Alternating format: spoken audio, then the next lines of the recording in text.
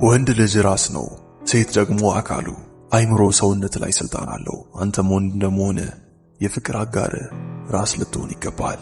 ሴትን በቁጥጥር ስር ማድረግ ከፈለክ ነፃ ወንድ መሆን አለብህ። ነፃነት ያለው ወንድ ብቻ ስትሆን ያኔ እሷ በአንተ ቁጥጥር ስር ትሆናለች።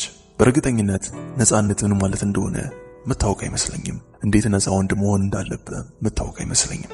እንዴት ነፃ ወንድ እንደምትሆን አታውቅበትም። አንተ ሰው አይምሮ እንዲከፈት የሚከተለውን ታሪክ ልንገርህ። ስሙ ዳዮጂነስ ወይም ዲዮጋን ይባላል። እብዱ ፈላስፋ ብለው ይጠሩታል።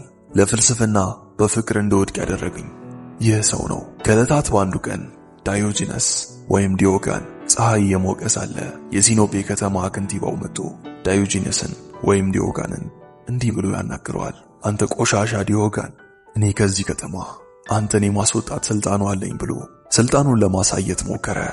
ዳዮጂነስም አንገቱን ቀና በማድረግ ስማኝ ከንቲባው፣ እኔም የፈለኩበት ከተማ ሄጄ የመኖር ስልጣኑ አለኝ ብሎ መለሰለት።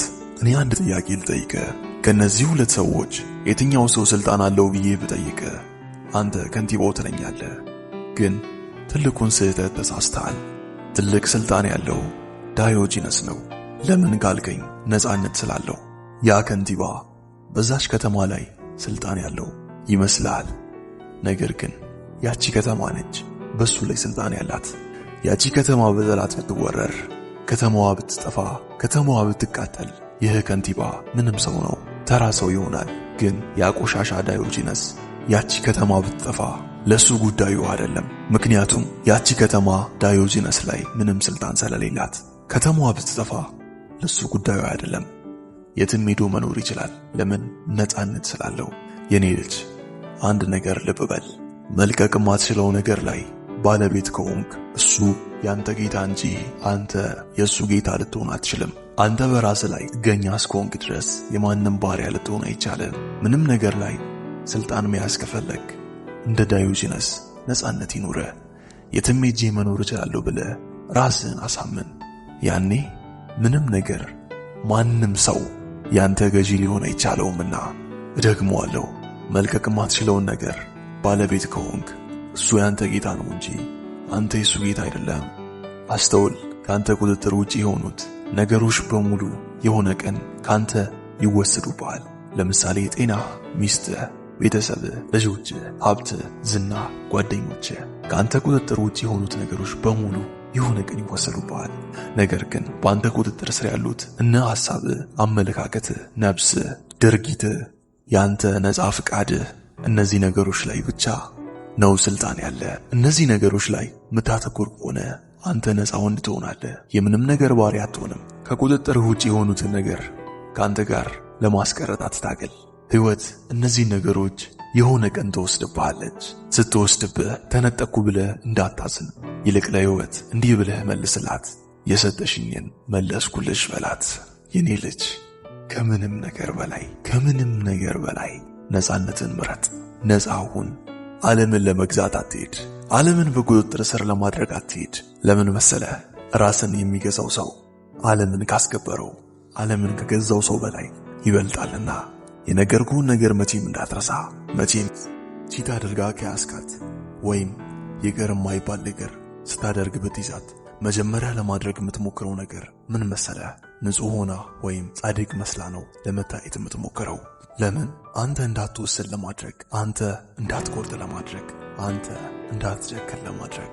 ለምን ብትለኝ የእሱ አሻንጉሊት ሆነ እንድትቀር ስለምትፈልግ። አስባችሁታል ምን አይነት ሳይካትሪክ እንደሆኑ?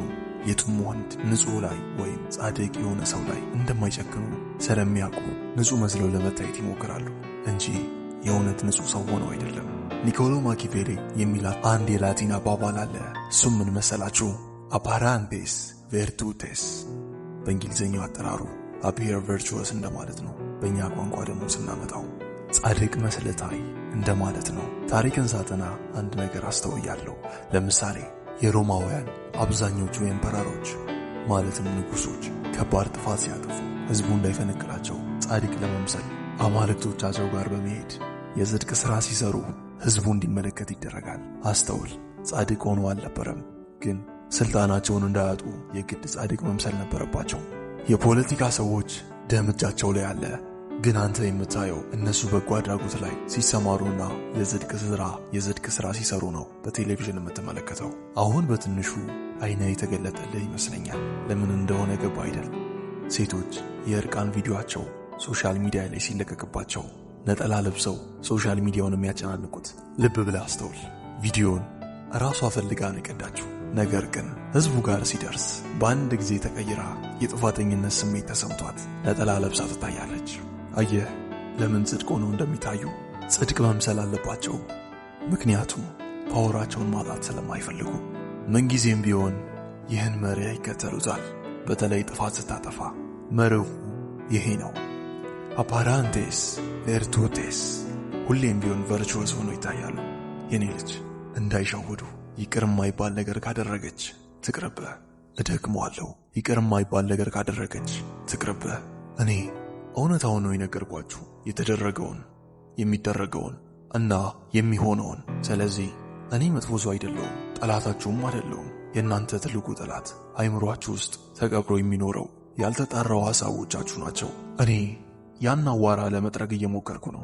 ከዚህ በፊት እንደነገርኳችሁ ነው። እኔ ምንም ነገር አላስተምራችሁም፣ እንድታስቡ ብቻ ነው ማደርጋችሁ። አባታዊ ምክሬን ልለግስህ። ካስተዋልክ ሁሉም ሰዎች ለትዳር መፍረስ ትልቅ ምክንያት አድርገው የሚወስዱት የወንዱ ወሲብ ላይ ሰነፍ መሆን እንደሆነ ይነገራል። ግን እኔ ምን እንደሚታይ ልንገርህ። የወንዱ ሰነፍ መሆን ሳይሆን ትዳር የሚያፈርሰው የሴቷ ከመጠን በላይ ጎበዝ መሆን ነው ትዳር የሚያፈርሰው። ተማሪ ካለ አስተማሪ ትማለ የሚለው ጥቅስ የሚያገለግለው የረቡኒ ፊልም ከቨር ላይና ታክሲ ላይ ብቻ ነው። በዛ ነገር ላይ ጎበዝ ከሆነች ጥሩ አድርጋ ታስተምረኛለች ማለት ዘበት ነው። ምክንያቱም ደደብ ተማሪ ጎበዝ አስተማሪን አያጠግቦምና። እኔ አንተን ደደብ ለማለት እየፈለኩ አይደለም። ለማለት የፈለኩት የወንዱ ስንፈተ ወሲብ ማጋጠም ሳይሆን የሷ ከመጠን በላይ ጎበዝ መሆን ነው ትዳር የሚበትነው። እና አንድ ጥያቄ ልጠይቅህ የኔ ልጅ። አሁንም ብዙ መንገድ ያየችውን መኪናና ሹፌሮችን የቀያየረችውን መኪና ለመያዝ ታስባለህ? የምር ብዙ ሹፌሮችን የቀያየረችን መኪና መያዝ ከፈለክ አልተሳሳትኩም ነበር። የምርም አንተ ደደቡ ተማሪ ነህ። ደግሞ እስካሁን ስለ መኪና የማወራ ከመሰለ አንተ ተስፋ የለህም። የእውነት ደደብ ነህ። አባታዊ ምክር ስለሆነ ደደብ ስላልኩ ልትታዘበኝ አይገባም። ልጆቼ ኮሜንታችሁን አየው፣ አስተዋልኩ። አብዛኞቻችሁ ለሴቶች የምትሰጡት ቦታ በጣም ያሳፍራል። ሴትን የምትጠሉ ከሆነ ወይ በእነሱ ተጎድታችኋል፣ አሊያም ሴትን እንዴት እንደ ወንድ መያዝ እንዳለባችሁ አታውቁበትም። ሴትን አያያዝ ሳትችል ስትቀር ሚቀናህ መሳደብና መጥላት እንጂ ችግሩን መፍታት አታስብም። ይህ አግባብ አይደለም። የጠንካራ ወንድነት መገለጫ አይደለም። መጥፎ ሴቶች እንዳሉ ሁላ መልካም ሴቶችም አሉ። ግን ስሙኝ፣ መጥፎም ጥሩም የሚያደርጋቸው የእናንተ ሁኔታ ነው። ደካማና ብቁ ሆናችሁ ካልተገኛችሁ ይጠቀሙባችኋል፣ ይጫወቱባችኋል፣ ይኮሩባችኋል። ነገር ግን ብልህ፣ አስተዋይ እና ብቁ እንደሆናችሁ ከተገኛችሁ እመኑኝ፣ ልትጎዳችሁ አይቻላትም፣ ልትጠቀሙባችሁ አይቻላትም። አንድ ታላቅ ጥበብ ላስተምራችሁ። በጥሞና ተከታተሉኝ። ከሴቶች የሚመጣብን ችግር እና ስቃይ ለማሳለፍ ብለህ ሴቲቷን የምትተዋት ከሆነ አንተ ከእሷ የምታገኘውንም ጥቅም አብረህ ታሳልፋለህ። ስቃይ ከሰጠች በተመሳሳይ ደስታን ትሰጣለች። እንዲህ አይደለም የሚሉት ንብ ከሌለ ማር አይፈጠርም ነበር። እናም የኔ ልጅ ማሩን ለማጣጣም ከፈለክ ተናዳፊዎቹን ንቦች መታገስ አለብህ። ደሞም አስተዋል። ጠቢብ ሰው ማሩን ከሚፈልገው በላይ እንዴት ሳይነደፍ ማሩን የሚያገኝበትን መንገድ ይፈልጋል። ችግሮችን እንዴት መፍታት እንዳለብህ ተማር እንጂ ችግሩን ስትረግም አትኖር። እስከመቼ ሴትን ስትጠላ ትኖራለህ? አድጋሃል እኮ። አሁን ቤተሰብ መመስረት አለብህ። ቤተሰብ መመስረት ያለብህ ጊዜ ነው። ጠንካራውን ቤተሰብ ፍጠር። ምክንያቱም አንተ ቤተሰብ ከሌለ ምንም ነህ ያልኩን መቼም እንዳትረሳ።